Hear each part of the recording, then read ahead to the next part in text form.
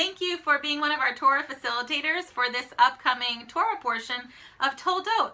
There are just a couple things you need to do to prepare. One is look online on our Hevruta booklet. It's going to be on page 18, pages 18 to 21. So we just read the material, pick 2 or 3 gems of Torah that speak to you, find a personal story that you might be willing to share that connects to one of those gems, and make a list of 3 or 4 questions per gem that you might use to spark conversation. So read the material, pick a couple of gems, find some questions that will create conversation amongst the kids, and also a personal story.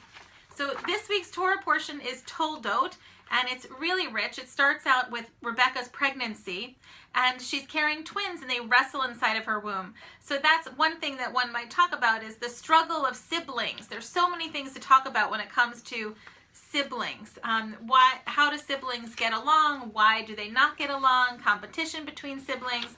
In fact, at the end of this section on page 20 and 21, there's a verse from Leviticus that says, "You shall not hate your brother in your heart."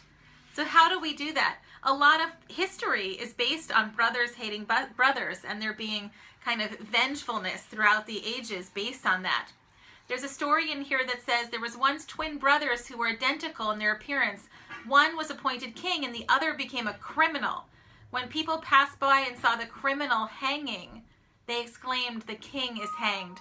That's one of my favorite stories, because you're looking at the condemned criminal, the hanged criminal, and you're seeing in his face the face of the king.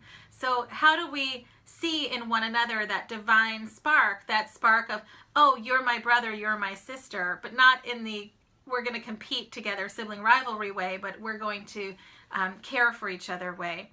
There are a couple of other verses that say, where God says, "Are you not unto me as the Ethiopians?" We might think of ourselves as chosen because Torah says we're chosen, but the Ethiopians are also chosen, and the Philippines are also chosen. Each one has a chosen relationship with God. So there's a great conversation to be had about siblings. Also names. Esau is named Esau because he's hairy, and he's also called Edom, which means red. He's a red, hairy man.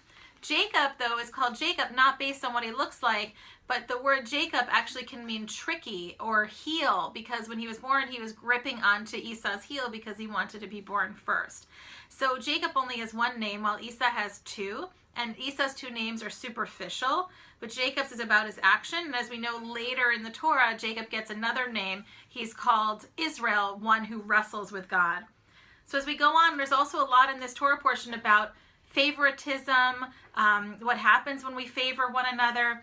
We have lying, deception, which is a really powerful thing to talk about. What does it mean? When is it good to actually not tell the full truth? Sometimes the truth is really brutal. And there's a concept in Judaism called shalom bayit, which means peace in the home. And sometimes we actually are supposed to tell kind of a white lie. You know, if somebody makes something for you and says, "How does it taste?" Are you supposed to say it's delicious even if you don't like it? Or are you supposed to say it's the worst thing I ever tasted and really hurt their feelings? So when is being a little less than totally truthful actually good? There's also a section here that says that it came to pass that Isaac was old and his eyes were dim, so he could not see. So Isaac's blindness. There's a wonderful midrash that's not included here that says that when Isaac was laying on the altar and his father was about to sacrifice him with the knife, he was looking up and he saw the angels, and they were looking down on him and they were crying. And the angels' tears fell out of the heavens and rolled down the knife into his eyes. And that's why Isaac was blind. And maybe there are things that blind us because they're so traumatic. It's hard for us to see past those hurts that have been done to us. There's a wonderful little text here that says that on Shabbat, people have to be extremely careful because right before Shabbat leaves, there are other forces. The Yetzer Hara, the evil inclination, is very active on Friday afternoon as everybody's trying to get ready for Shabbat. And sometimes you might know, right before you have a play date, right before your parents have people over for dinner, you might say to the kids, sometimes people have more arguments because they're tense getting ready. So whenever you're getting ready, praying for a trip, those are the times when we have to take an extra breath because the Yetzer Hara is is really high. So there are a lot of beautiful things in this. One of my favorite sections is the part where it says that Isaac reopens the wells dug by his father, and he and the Philistines fight over these wells, but the third well is enjoyed in peace. And I love to think about what are the wells that we have in our lives from which we draw nourishment for our soul. What are the wells that our ancestors have dug for us, some of which we have to reopen? Maybe the well of tradition needs to be reopened, or the well of Hebrew, or of different kinds of values. So, and what are the wells that you're digging for others? Maybe your well is a well of humor, or a well of compassion, or a well of resourcefulness. So those are beautiful things to talk about as well. Thank you again for being part of Our Hevruta. Take care.